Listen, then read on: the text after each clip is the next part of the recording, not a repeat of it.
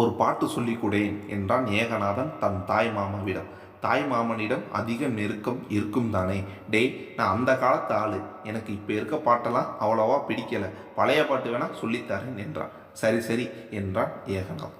ஒன்றா இருக்க கற்றுக்கணும், இந்த உண்மையை சொன்னால் ஒத்துக்கணும், காக்கா கூட்டத்தை பாருங்க, அதுக்கு கற்றுக் கொடுத்தது யாருங்க என்ற பாட்டை மதுசூதனன் பாட ஏகநாதன் அவசர அவசரமாக, மாமா பாட்டில் ஒரு சந்தேகம் என்றான். என்னடா கண்ணா என்றான் மாமன் மதுசூதனன். காகம் கரைந்துண்ணும் தானே என்றான். அதில் என்ன சந்தேகம்?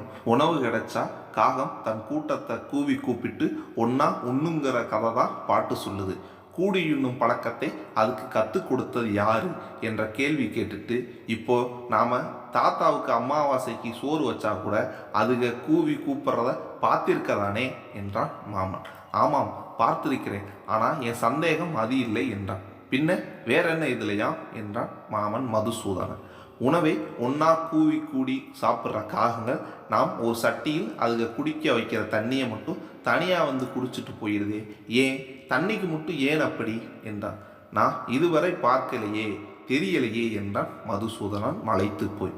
இல்லை மாமா, நான் நிறைய நாள் பார்த்துருக்கேன், எனக்கு தோணுது ஒன்று அப்படி இருக்குமோ என்றான் ஏகநாதன். எப்படி என்றான் மதுசூதனன். இல்லை, அன்னைக்கு அகத்தியர் காவிரி தண்ணியை கமண்டலத்தில் அடைச்சி வச்சு கொண்டாந்த போது ஒரு காகம் தானே தட்டி விட்டது. அன்னைக்கு காகம் தனியாகத்தான் தட்டி விட்டு பிரச்சனை பண்ணுச்சு.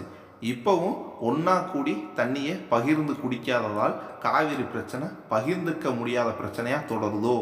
என் கேள்வி நியாயம்தானே. என்னைக்காவது காகங்கள் கூடி தண்ணியை பகிர்ந்து குடிச்சதை பார்த்துருக்கீங்களா என்றான் அவன்.